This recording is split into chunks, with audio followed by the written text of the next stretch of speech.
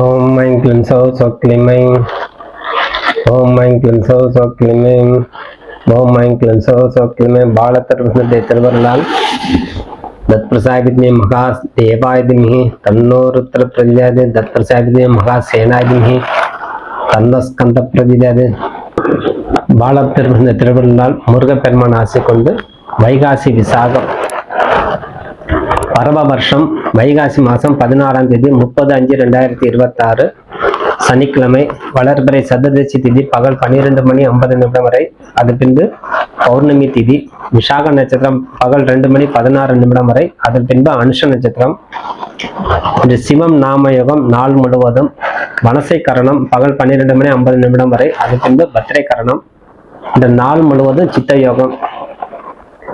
நேத்திரம் 2 ஜீவன் 1. நல்ல ஒரு தருணம். வைகாசி விசாகம் பௌர்ணமி கிரிவலம் அனைத்தும் கூடிய காலம். இந்த வைகாசி விசாகம் முருகப்பெருமானை வேண்டி ஒரு மண்டலம் விரதம் இருந்து பச்சை நிறம் உடை அணிந்து பச்சை நிறம் உண்டான தன்மையாகவே பாவித்து மாலை அணிந்து விரதம் இருந்து வரணும். அப்படி வந்து வழிபாடு செய்து கொண்டு வரக்கூடிய அன்பர்களுக்கெல்லாம் முருகப்பெருமானுடைய பரிபூர்ண கிருபகடாசம் கிடைக்கும். எதிரிகள் தொல்லைகள்லாம் நீங்கும். சகல விதமான சௌபாக்கியங்கள் கொடுப்பார். கடன் தொல்லை நிவர்த்தி ஆகும். மன அழுத்தம் குறையும். நீண்ட நாளாக இருந்து வந்த கடன் தொல்லை நிவர்த்தி ஆகும். ஆகவே ஆயுள் ஆரோக்கியம் கொடுக்கும். நோய் நொடி எல்லாம் அகலும்.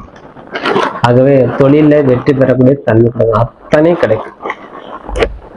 எத்தனை கிடைக்குது பாருங்க. இந்த முருகப்பெருமான் ஒரு மண்டலம் விரதம் இருந்து யார் வராங்களோ அவங்களுக்கெல்லாம் சௌபாகியம் கிடைக்குது. எதிரிகள் தொல்லை நீங்குது. மன அழுத்தம் குறைக்குது. செல்வம் பெருக்குது. ஆயுள் அதிகரிக்குது. ஆரோக்கியம் கிடைக்குது. தொழில் வெற்றி அடையும். இத்தனையும் நம்மளுக்கு வந்து ஒரு நல்ல ஒரு அமைப்பு. முருகப்பெருமானுடைய அனுகிரகம். சகல விதமான வாழ்க்கைக்கு அவருக்கு வந்து முருகப்பெருமானுடைய மந்திரமே கொடுப்பார்.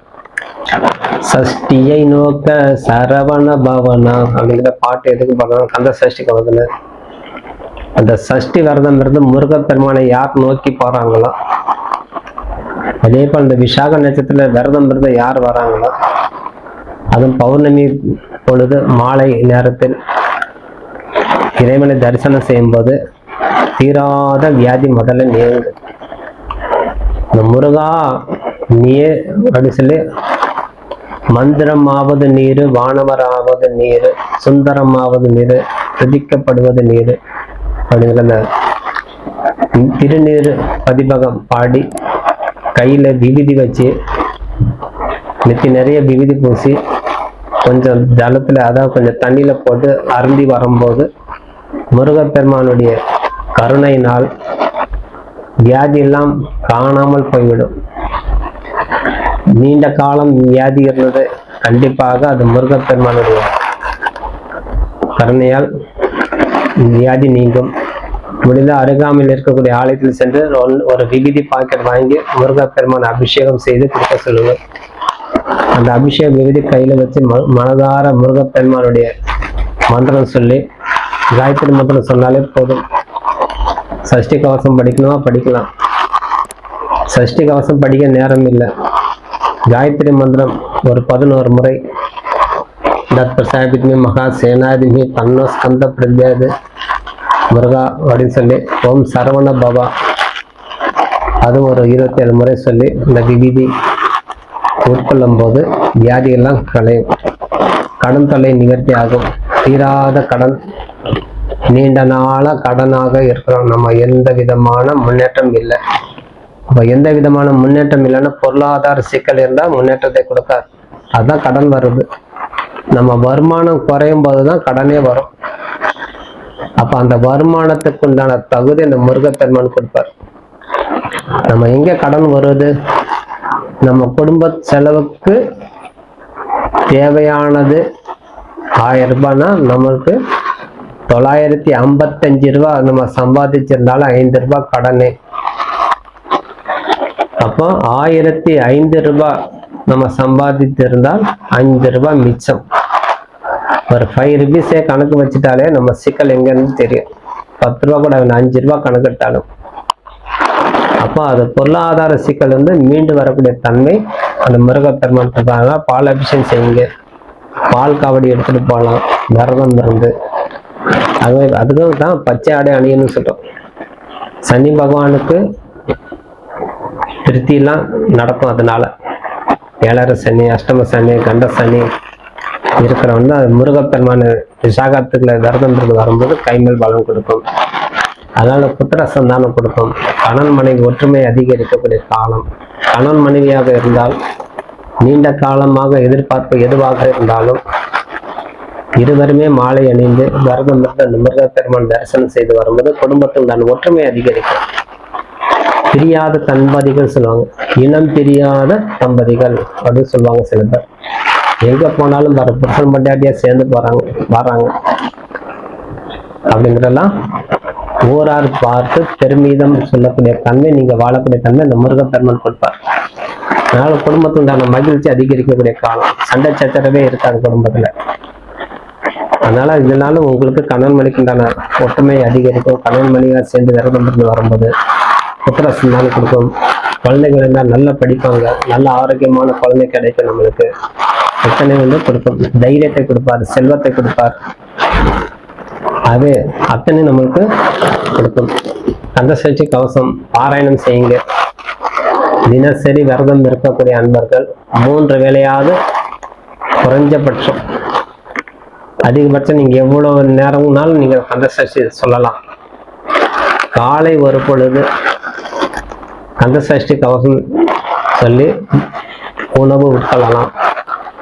மத்தியான நேரம் ஒரு முறை கந்தசஷ்டி சொல்லி உணவு உட்கொள்ளலாம். இரவு பொழுது ஒரு முறை கந்தசஷ்டி சொல்லி உணவு உட்கொள்ளலாம். ஆகவே இந்த மாதிரி கந்தசஷ்டி பாராயணம் செய்து வரும்போது உங்களுக்கு அனைத்து வகையிலும் உங்களுக்கு நல்ல மதிப்பு மரியாதை கிடைக்கக்கூடிய தன்மை கொடுக்கும்.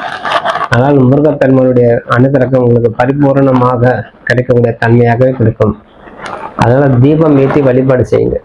முருகப்பெருமானுக்கு நல்ல ஒரு தீபம், நெய் தீபமோ நல்லெண்ணெய் தீபம், அந்த கூட்டு எண்ணெய்லாம் வாங்காதீங்க. தீபம் கலந்த எண்ணெய், 5 கூட்டு எண்ணெய் அதெல்லாம் வேண்டாம். நல்ல ஒரு எண்ணெய், நல்லெண்ணெய் அல்லது ஆமக்கெண்ணெய் சொல்லக்கூடிய விளக்கெண்ணெய் ஏற்றலாம். அல்லது நெய் தீபம், அந்த 3 எண்ணெய் இருந்தாலே போதும். இதுல நம்ம தீபம் ஏற்றும் போது நல்ல ஒரு சக்தி நம்மளுக்கு கிடைக்கும். எதிர்மறை ஆற்றல்லாம் நம்மளுக்கு நீங்கும். மனதுல நம்மளுக்கு மனதுல ஒரு தூய்மையான எண்ணம் ஓடணும்.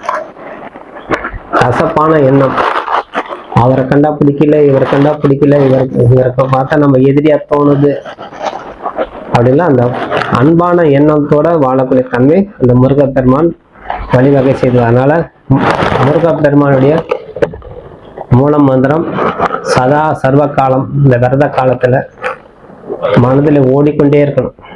எப்பவுமே தியானமாக ஓடணும். வேலை செய்யறோம், வண்டி ஓட்டம், ஓம் சரவண பவா, ஓம் சரவண பவா, ஓம் சரவண பவாய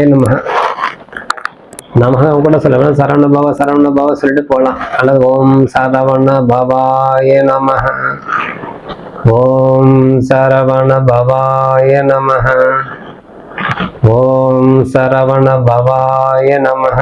நிதானமா மெல்லமா உச்சரிச்சுட்டு வந்தாலே போதும். அது சொல்லிட்டு வரும்போது மூல மந்திரம் நல்ல ஒரு சித்தனை அடையும்.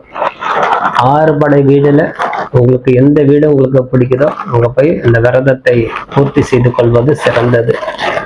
திருத்தணி போகலாம், பழனிக்கு போகலாம், சுவாமிமலை போகலாம், மருதமலைக்கு போகலாம், திருச்செந்தூர் போகலாம், திருப்பரங்குன்றம் போகலாம், பழமுதி சோலை, இந்த மாதிரி 6 படை வீட்டில் உங்களுக்கு எங்கே பிடிக்குதோ அங்கே போய் அந்தந்த ஏரியாவில் இருக்கக்கூடிய அருகாமையில் இருக்கக்கூடிய முருக ஆலயம் சென்று பூஜை புனஸ்காரம் செய்து வரும்போது நல்ல ஒரு பாக்கியத்தோட வாழக்கூடிய தன்மை அந்த முருகப்பெருமான் நம்ம கொடுத்துட்டே வருவார்.